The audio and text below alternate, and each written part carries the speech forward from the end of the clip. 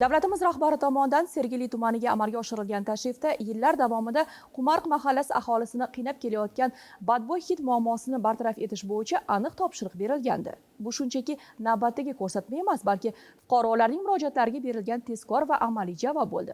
Bugun mahallada ekologik muhit tubdan yaxshilanmoqda. Mavzuni Madina Bonu Hamroyeva davom ettiradi.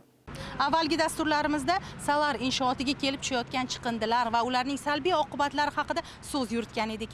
Bu galgi dasturimizda esa ushbu inshootdan chiqayotgan badbo'y hidlarni bartaraf etish uchun qilinayotgan amaliy islohotlar haqida so'z yuritmoqchimiz. Ma'lumki, bunday noxush hidlar oqova suvlar, chiqindilar yoki havoga tarqaladigan turli kimyoviy gazlar bilan bog'liq bo'ladi. Shu sababli muammoga zamonaviy ilm-fan va texnika yutuqlari asosida yondashilmoqda. Salar to'yintirish inshooti Toshkent shahrining 7 ta rayonini oqova suvlarini qabul qilishga mo'ljallangan. Shahar oqova suvlarini qabul qiladigan ikkita nuqtamiz bor.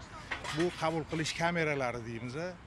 O'sha birinchisi shahar ichida, ikkinchisi mana hozir turgan joyimizda oqova suvlarda kirib kelayotgan hidlarni olish maqsadida zamonaviy filtrlar o'rnatyapmiz. Mana hozir filtrlarimiz kirib keldi, montaj ishlarini boshladi. Sentyabr oyigacha kirib kelayotgan noxush hidlarni olib, filtrdan o'tkazib turib, atmosferaga toza havo chiqarish.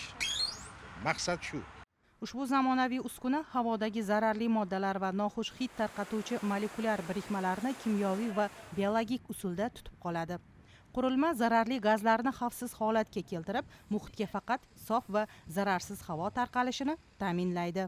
Rossiya Federatsiyasidan keltirildi bu uskuna, 9,5 milliard so'm qiymatga ega bo'lgan uskuna. Keyinchalik bu uskunani ishlash samaradorligiga qarab turib bizning boshqa ochiq havzalarimiz bor, ya'ni ularga ham o'rnatish rejalashtirilgan. Bunga demak ortiqcha xodimlarni o'qitish yoki qanaqadir mutaxassis talab etilmaydi. Shunchaki shu nazorat qilinsa bo'ldi. Mutaxassislarning fikri bo'yicha demak nazorat qilinsa bo'ldi.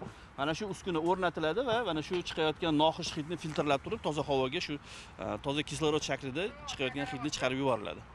Salar to'yintirish inshootidagi ishlar mamlakatimizda olib borilayotgan keng ko'lamli islohotlarning kichik bir hududdagi aksidir.